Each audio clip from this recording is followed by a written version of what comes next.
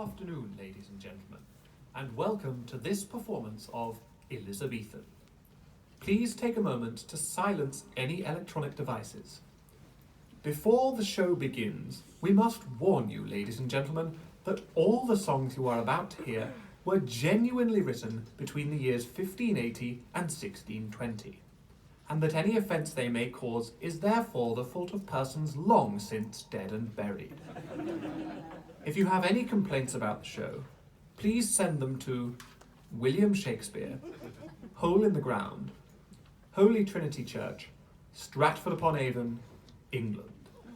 And, without further ado about anything, we present Elizabethan. Tobacco, tobacco, sing sweetly for tobacco. Tobacco is like love, oh, love it, for you see, I will prove it. Love maketh lean the fat man's tumour, so doth tobacco. Love still dries up the wanton humour, so doth tobacco. Love makes men sail from shore to shore, so doth tobacco. 'Tis fond love often makes men poor, so doth tobacco.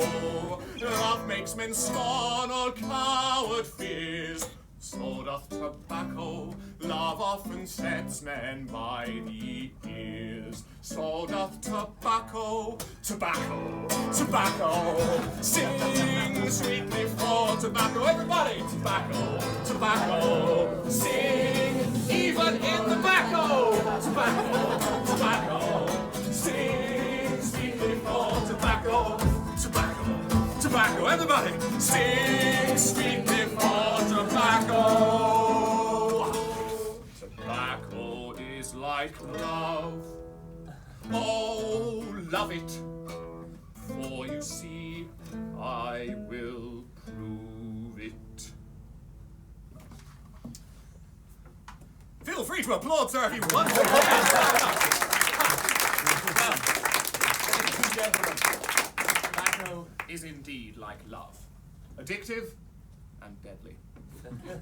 Give me a big cheer in the room if you love tobacco. Hey. One solitary man with good taste. Fantastic. How about this then? Give me a big boo in the room if you hate tobacco. Boo! Well, don't you know, you'll all die early deaths.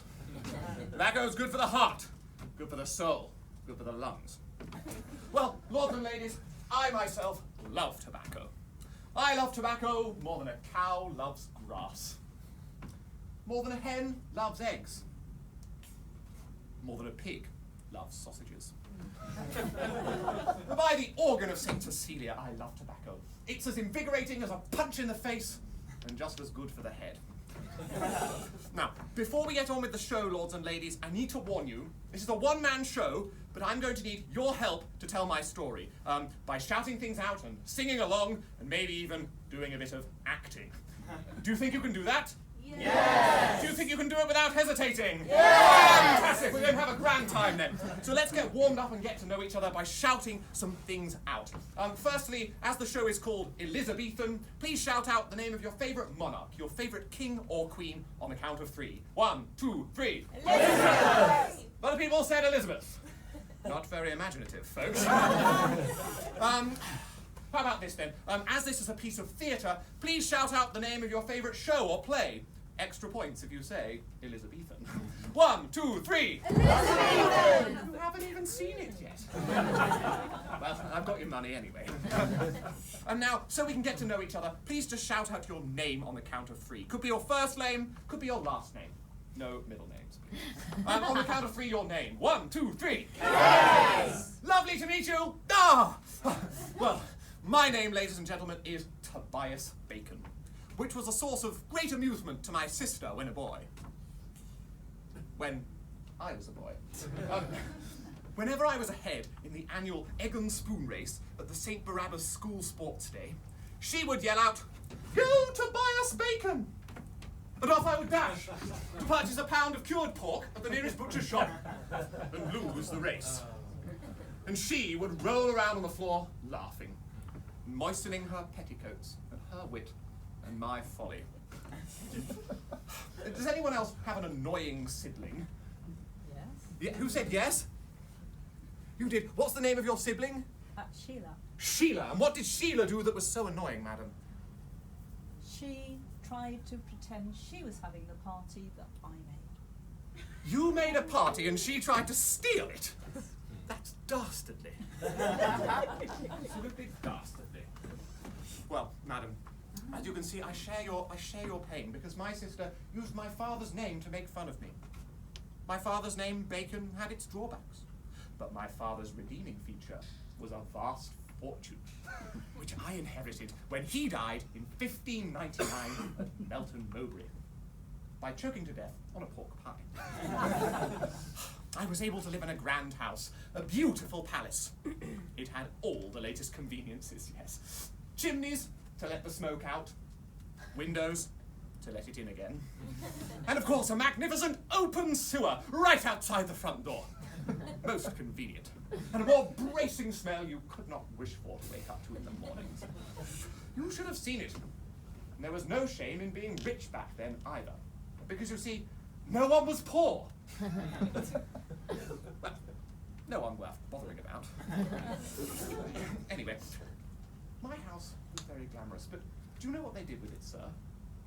Do you know, madam? Do you know? They knocked it down, ladies and gentlemen. Oh. Thank you for that half-hearted sympathy. And do you know what they built in its place? The tower block. Worse even than a tower block. No idea. Worse even than no idea. A sewer? More disgusting even than a sewer, sir. McDonald's? More depraved even than that. Yes, a car park. It was a theatre indeed. In place of my beautiful house, they built the most dastardly of things, a fringe theatre. And hard though it may be to believe, this stage stands on the very spot where my own house once stood, 400 years ago. And my house, as I said, was glamorous, wonderful, palatial. Compared with this dump, it's a marvel they managed to build anything at all. Anyway, in my house, royalty used to dine. Let's see who we have here tonight. Are you royal, sir? I'm from America.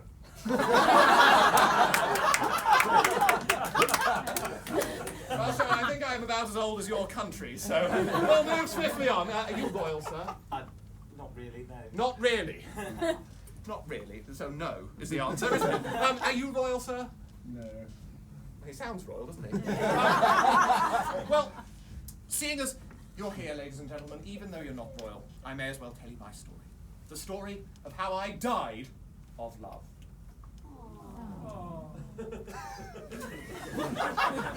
We could do a bit better on the sympathy next time, I think. Now, did I mention, lords and ladies, that I'm dead? Yeah. Maybe seems to be the answer to that question. Well, I am dead, and proud of it too. So, madam, don't get your hopes up.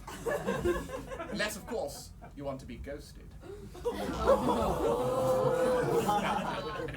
Anyway, hard though it may be to believe, I was once a naive young boy whose testicles were as undescended as an eagle in flight, and who was as eager for knowledge as a beaver. For, not that beaver. A beaver who likes logs and dams and things. Madam. Well, you'll like some of the later jokes, madam, trust me. Anyway, I was as eager for a beaver. I mean, as eager as a beaver. For knowledge about love. And I used to ask my father, Christopher Percival Bacon, known to close friends and associates as Chris P. Bacon. I used to ask my father about love. Now, my father, God rest his soul, is even deader than I. And by being a good person, actually made it to heaven. And as I'm just one man, I'm going to need your help, the audience's help, to play my father in this next scene. Do you think you can do that? Yeah! Fantastic! So, ladies and gentlemen, in the brain department, my father was a limited fellow.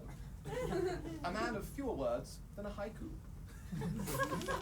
So you just need to say one word in this next scene, okay? Whenever I ask a question, you just respond no. Do you think you can do that? No! Well, I knew you weren't royal, but I expected better than that. Ladies and gentlemen, very simple. When I ask a question, you just respond no. Can you do it? No! Okay, let me rephrase. When I ask a question, you respond no. Is that a problem? No! Fantastic, we'll get along just fine then. Well, ladies and gentlemen, there I was, a naive young boy. As naive as a painting by Henri Rousseau. Or perhaps as naive as someone who thinks a reference to Henri Rousseau would be a good idea in the show. Anyway, there I was, and I used to ask my father about love. So you're going to play my father, right? No! Fantastic! Good stuff. What then is love, I pray thee tell? No. Is it that fountain and that well, where pleasures and repentance dwell? No! Is it perhaps that Sansing bell that tolls all into heaven or hell? No! What then is love? What then is love, I pray thee tell? No! What then is love, I pray thee say? Is it a pretty shady way, as well found out by night as day? No! Is it a thing will soon decay, then take the vantage while you may? No! What then is love? What then is love, I beg thee, say? No! What then is love? What then is love, I beg thee, say? No! Oh. Well, there I was, ladies and gentlemen. As Shakespeare would say, gagging for it. But I had not hide nor hair of the nature of love. And my father evidently had bugger all to say about it. Then again, what would he know? He married my mother. What I had need of, lords and ladies, was an education in endearment. An inculcation in infatuation. A lesson in love. And by my troth did I get one. My instructor was one of the most beautiful ladies in the kingdom. Tall, dark, widowy. As tall as a tall tree. How tall is a tall tree? Very good question. She wasn't that tall, really. But she was maybe as tall as a pretty big sapling. That will one day be a tall tree. As dark as a tree. At night. With the lights off. Not a Christmas tree, you understand. And as willowy as, well, a willow tree. All in all, very arboreal. And her name, lords and ladies, was Virginia Leading. Now, please remember that name, because some audiences haven't, and there's a couple of jokes that rely on it. So, Virginia Leading, you got that one. Well, we met one summer's afternoon. It was my final year at school, and I just forfeited my last chance to win a gold medal in the egg and spoon race to go out and get salted meat for my damn sister. Why she always wanted bacon on sports day, I never could tell. And it was in the butcher's shop that our eyes met, mine and Virginia Leading's eyes, as we gazed at each other across the chipolatas. And, ladies and gentlemen, she looked a little something like this.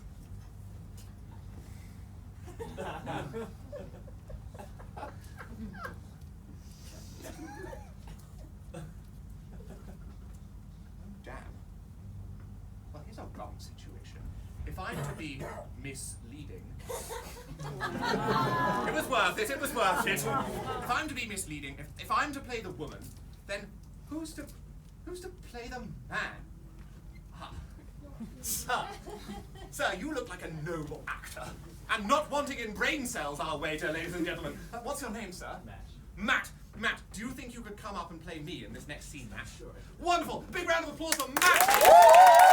So, Matt, you'll need this hat, a very important, ladies and gentlemen, in this show, you know who the characters are by what headgear they're wearing.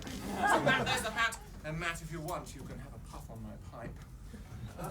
I wouldn't put it in your mouth, though, Matt. It's been a long fringe, and various people have sucked on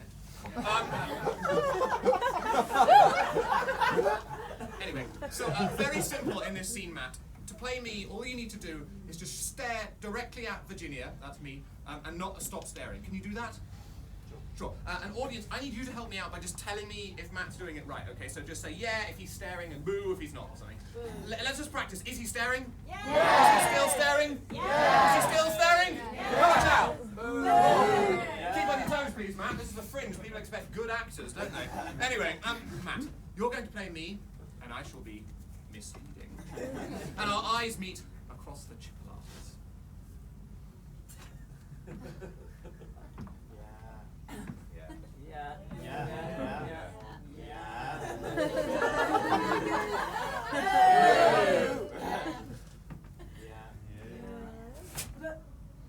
What are you staring at, boy? The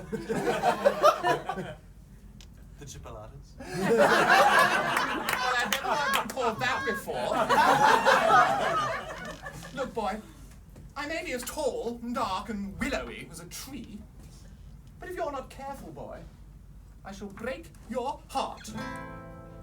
If thou long so much to love, sweet boy, what 'tis to love, do but fix thy thoughts on me, and thou shalt swiftly prove. Little suit at first shall win, wait thy abashed desire, but then I will hedge thee in, salamander-like with fire. Would you like to be hedged in like a salamander, boy? Sure. You could be the hot coals. I could walk all over you. With thee dance I will and sing, and thy fond dalliance bear. We the grovy hills will climb, and play the wantons there. Do you know what a wanton is? It's a dumpling.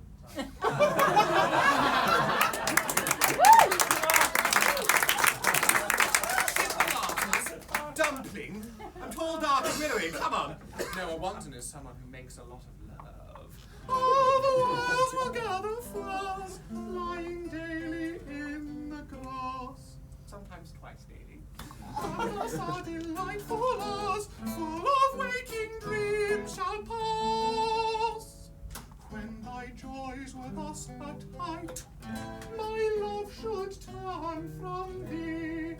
Odd acquaintance then should grow, as strange could be. 20 rivals thou wouldst find, maybe more, breaking all their hearts for me, and doing other things too, I expect. When to all I prove more kind, and more forward than to thee. So you see, boy, I'll use you and toss you aside. Eat you for breakfast, like the bacon you are. Matt, we need to switch for the next bit. So I'm going to take the hand, Matt, and you can have some fun with that.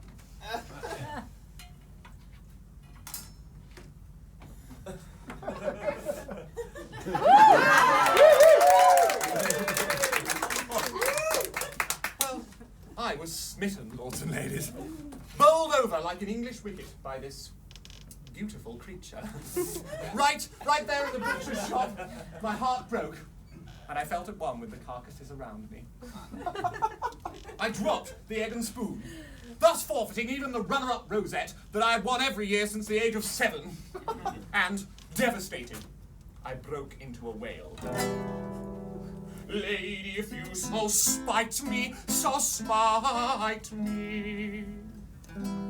wherefore do you so oft kiss and delight me? Sure that my heart oppress,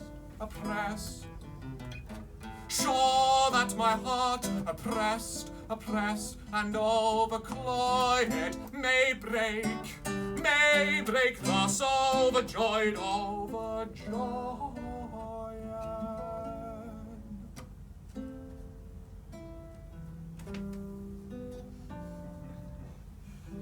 If you seek to spill me,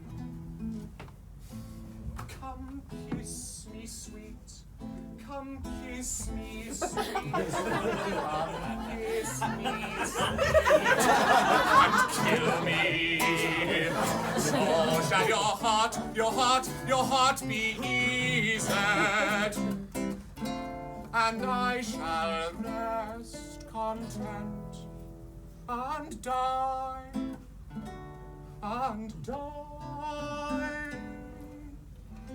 Well pleased.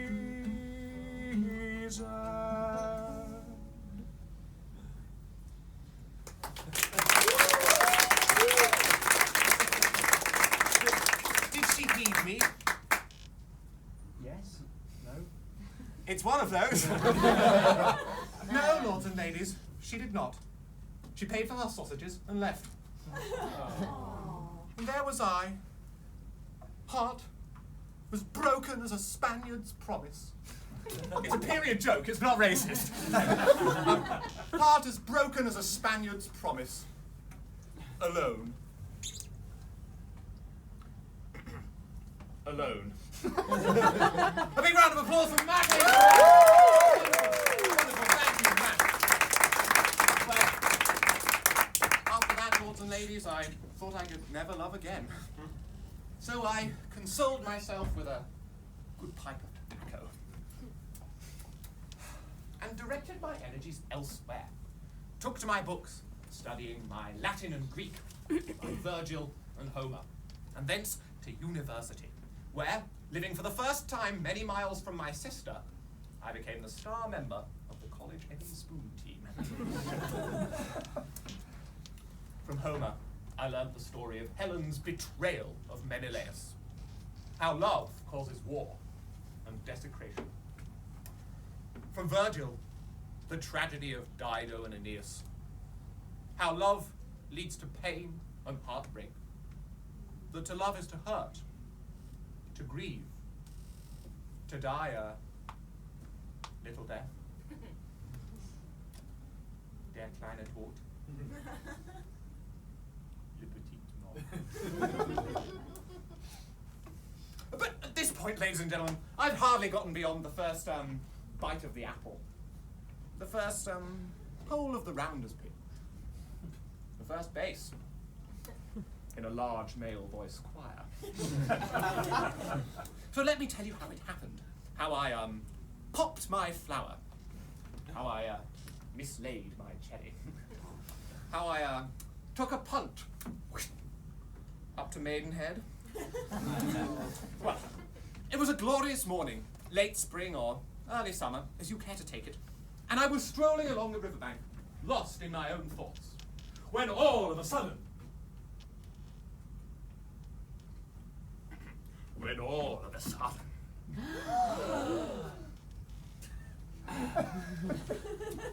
damn. Well, strike me with the devil's dildo. Something's supposed to happen there. You there. When I say all of a sudden, could you say, hello or cooey in your sexiest possible voice? Did you do that? I mean really sexy. As sexy as two firm peaches on a market stall. As sexy as a moist fern in the woody undergrowth. As sexy as a marrow and a tight pair of hose. You can do that? Sure. Wonderful. On the cue then. It was a glorious morning. Late spring or early summer, as you care to take it. And I was strolling along the riverbank, lost in my own thoughts. I'd actually just won my third consecutive varsity egg and spoon title for Oxford. When all of a sudden... Gooey.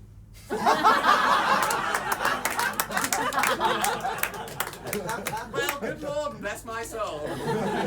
What a startlingly sexy voice. As sexy as a revealing Italian bust of Mary Magdalene. What's your name? Jen. Jen. What a sexy name. sexy as Francis Drake's going behind. Well, Jen, do you think you could help me out in this next scene? Sure. Could you play me in this next scene, Jen? Absolutely. Wonderful. Come and take a seat. A big round of applause for Jen, everyone. So, Jen, here's the hat. And now it's your turn to have a suck on the pipe, Jen. Okay, now, Jen, very simple in this next scene. Just one word again. Whenever I ask a question, you just say yes. Is that a problem? Jen, okay. When I ask a question, just say yes. Is that a problem? It's what you get when you let non-loyals. Okay, Jen, when I ask a question, you say yes. Can you do that? Yes. Fantastic, Jen. Now, ladies and gentlemen, you must remember at this point in my, played by Jen, at this point in my life, I had very little experience of what Shakespeare called sexual intercourse. But that was all about to change, wasn't it, Jen? Yes. Yes, it was, ladies and gentlemen. Oh yes, because the next woman in my life was a very sexy lady indeed. As sexy as a pair of melons, stored next to each other, left to go overripe, thrown out, composted, and used as fertilizer to grow an extremely phallic root vegetable.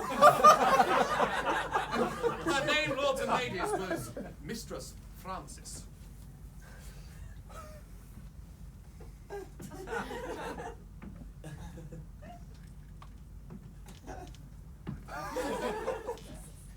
So Tobias and I met on a riverbank. Let's just say it wasn't long before the currents were flowing. Thought to myself, I might even one day become Mrs. Francis Bacon. Thank you, single educated Just sounds so fantastic, so scholastic. He could brush my hair, undress me anywhere. Well, anyway, one night, ladies and gentlemen, shortly after we met, Tobias and I were tucked up in bed. Imagine the bed. And I said to Tobias, Tobias? Yes. Oh, Tobias? Yes. Oh, Tobias? Yes. Oh, Tobias? Yes. Oh, Tobias! Come again, sweet love doth now invite thy graces that refrain to do me to delight, to see, to hear, to touch, to kiss, to die with thee again in endless misery. Other side of the bed.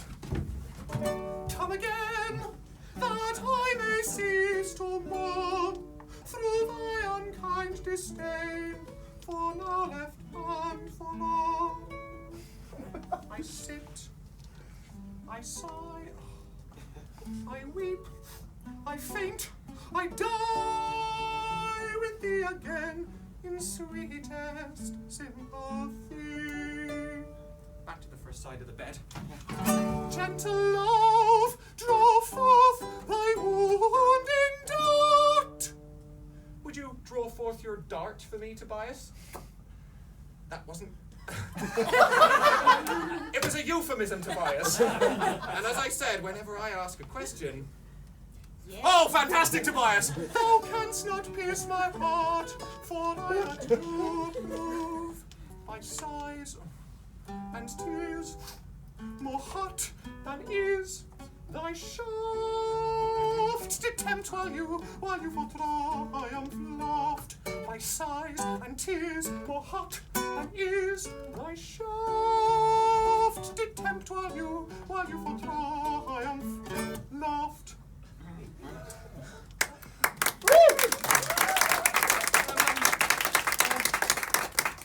Tobias? Yes. Tobias, have you, come again? Yes. Ugh. I tell you, Tobias, this simply will not do. You lead me on, and never leave me satisfied. Well, I've had just about enough of it. I'm done with you, I'm through. Go on, go, be gone. Get you quick from the door. Flee like an Israelite before an Egyptian. Again, period joke, period joke. Leave the hat, go on, go. Big round of applause. Now, ladies and gentlemen, Tobias suffered from the most unfortunate condition of, how shall I put it, arriving too soon for important events. He talks of dying of love, that poncy bastard. Well, let me tell you, he died his little death 1,000 times over, without me feeling even the slightest bit morbid. But never fear, lords and ladies, but especially ladies. For there is a solution to this most vile ailment. Now, I should have told you this earlier, but Tobias is not the purely artistic spirit he wishes he were. This whole show is in fact an indecent, money-grabbing exercise that would put Shylock to shame. Although, to be fair to Tobias, he did give me a pound of his flesh. Go home and read The Merchant of Venice after the show. It's worth it for that joke. This whole show has in fact been paid for by a company called Nash & Sons Limited, purveyors of discreet bedtime aids to the nobility. Any problems in the codpiece department? Get yourselves down to Nash & Sons. They'll sort you out. And anyway, Nash & Sons have asked me to share with you a little advertising ditty today. As their slogan goes, is your love life as tragic as Dido and Aeneas? Come on down to Nash & Sons, and we'll make it more like Dildo and Anus. Will you buy a fine dog with a hole in his head? And a dildo, and a dildo. Muffs, cuffs, bottles, and fine sister's thread. And a dildo, and a dildo. And a dildo. I stand not on point spins, periwigs, combs, glasses, gloves, garters, girdles, masks for the brisk lasses. But I have other dainty tricks, sleek stones and potting sticks. And a dildo, and for a maid, my pretty pots, amber, civet, and musk cots. And a dildo, and a dildo, and a dildo, and a dildo.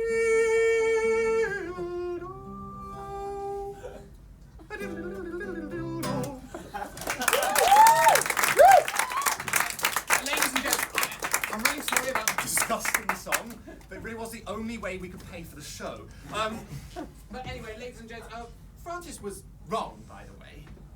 All that nonsense about me dying 1,000 deaths. I've only died once. She was the one who left me. Anyway, where was I? Love. I was talking about love. Well, there comes a point in time, ladies and gentlemen, where you realise that everything you thought was true up to that point was just another tweet in an ocean of deceitful birdsong. Where what you thought had been love turns out to have been as useless as the runner-up rosette in the sixth form egg and spoon championships. When you light your pipe and your dreams turn to ashes in the bowl. Well, this time it was true. This time it was real. And no one would have to go to Nash & Sons.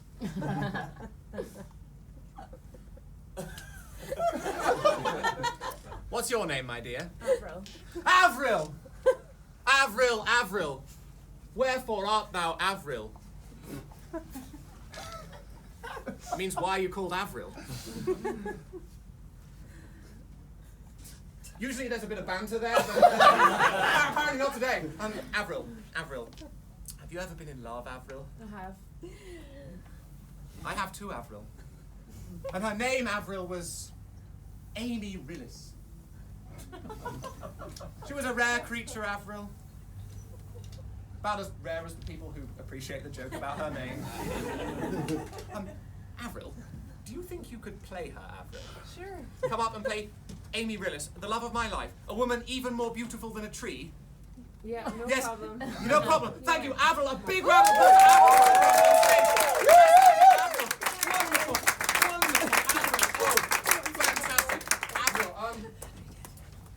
you'll need this wig to play Amy. So just fit it on anyhow. Now, Avril, to play Amy in this next scene, it's very simple, Avril. All you need to do, Avril, is not fall in love with me. Now, I know that's going to be hard, Avril, but just do your best, okay? But then, Avril, when I say so, fall in love. So we're going to need a big falling in love swoon. Can we just practice that? No, this minute. People have got places to go at 2 o'clock, Avril. Well, save it, Avril. I'll give you the signal, okay, Avril. Wonderful. So, Avril, in this next scene, you're going to play Amy, and I'm going to play me, okay? Wonderful. So, Avril. Amy. Amy, do you believe in love at first sight, Amy? Yes. Hesitant, but sure. Well, Amy, I do believe in love at first sight, Amy. I do believe in love at first sight, so let me tell you a thing or two about it, Amy. Avril, the next song's a duet. Is that okay? That's fine. Good. You don't have to sing anything, That's okay. but what I need you to do, Avril, is just to mime some singing, okay? That's okay. Whenever I wiggle my foot like this, I need you to stand up and just go. Okay. Can we practice? Yeah. Good. And just make sure, because it's going to come in the middle of the song as quick as possible on the cue. Wonderful. Since first I saw your face, I resolved to honor and renown ye. If now I be disdained, I wish my heart had never known ye. What I that loved and you that liked, shall we begin to wrangle? Oh, no, my heart is fast, I will not get entangled. Oh, no, my heart is fast, I will not get entangled. That much may forgive me, or if my hands had strayed just a touch, then justly might you leave me. I asked your leave to bid you love. Is now the time to chide me? Oh, no, he loves me still, what fortune it betide me? Oh, no, he loves me still, what fortune it betide me? Glorious art rejecteth no beholder, but your sweet beauty past compare made my poor eyes the bolder. Where beauty moves and wit delights and signs of kindness bind me.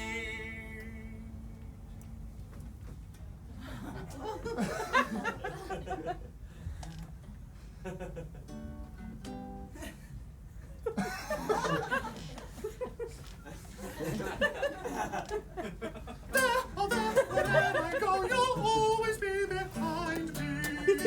Oh, no, wherever I go, you'll always be behind me.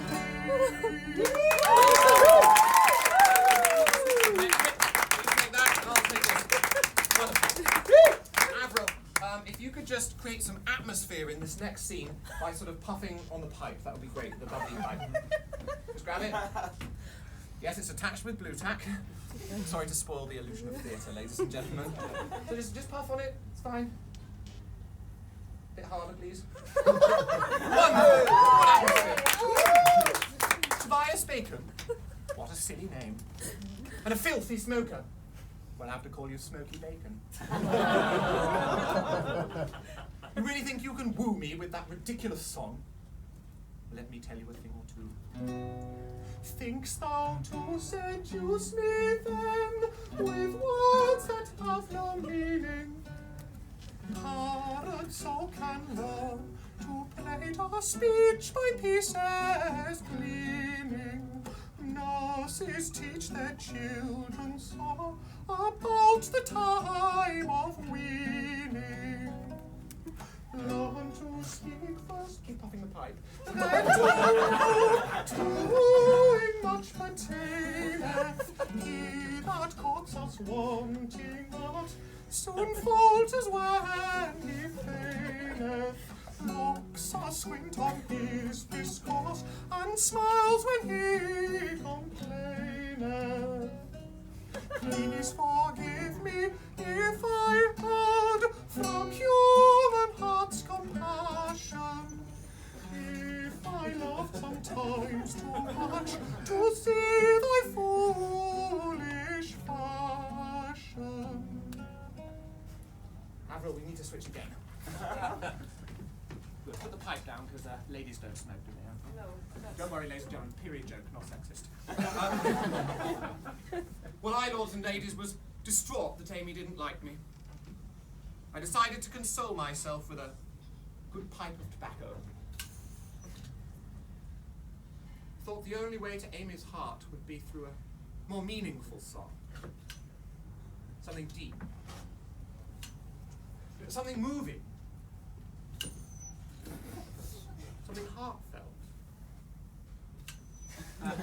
So, I tried my best.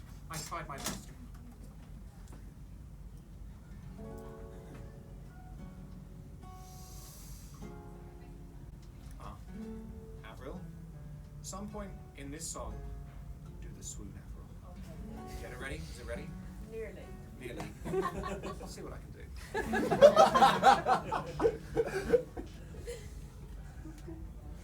If you change, I'll never choose again.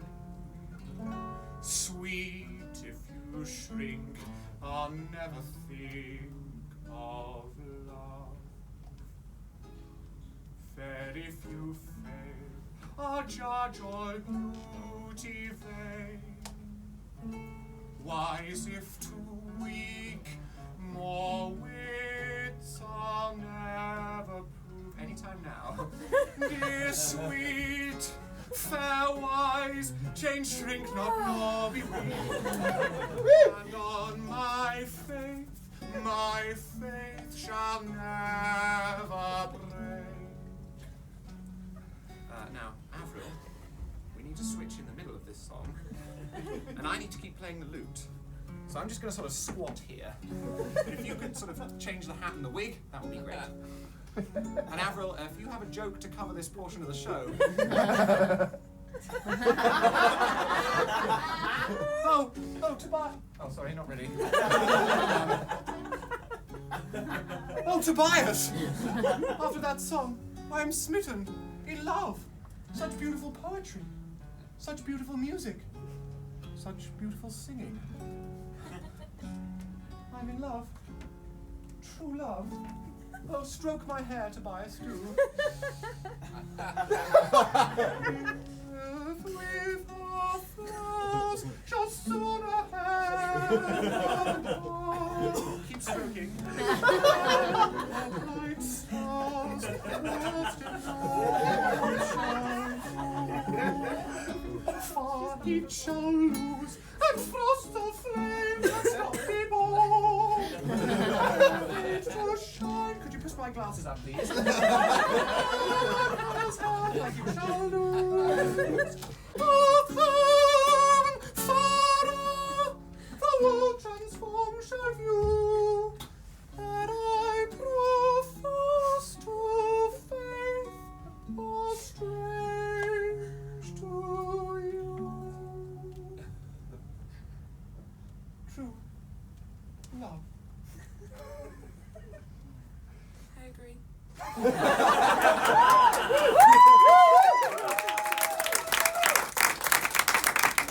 It was at this point, ladies and gentlemen, that I, Tobias, developed a nasty cough. Oh, Tobias! I do hope you're not sickening or something. I was sickening, or something. Oh, Tobias, I do hope it's not serious, not diphtheria, or measles, or syphilis. It was serious. It wasn't syphilis, but it was serious. Oh, Tobias, I do hope you're not dying. I was dying. Barely able to return the hat and stumble back to my seat in the audience before coughing myself to death. Come on, cough and go! Cough and go! Big round of applause, big round of applause.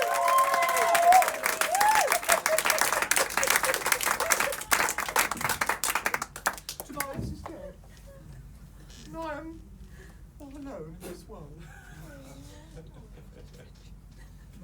We had known but a few short minutes of true love before God cast us asunder. Oh, flow my tears, fall from your springs. Flow my tears, fall from your springs. Exiled forever, let me mourn. When night's black bird her sad infamy sings, then let me live forlorn. Never may my walls be believed, since pity is fled, and tears and sighs and groans my weary days of all joys have deprived. Ah, your shadows that in darkness dwell, learn to condemn light.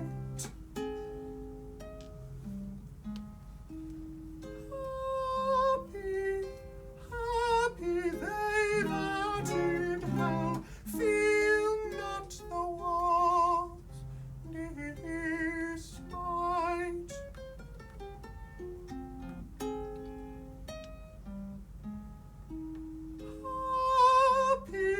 Happy they that in hell feel not the war's despite.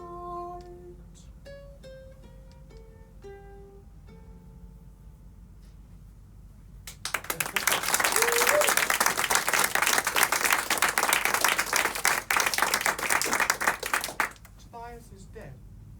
And I'm left alone. Tobias thought he had died of love. But Tobias was wrong. Stupid and wrong. Charming, yes. Desperately handsome, perhaps, like a tall tree. And he certainly knew how to handle an egg and spoon. But stupid and wrong. Because you see, ladies and gentlemen, Tobias didn't die of love. He died of what Shakespeare called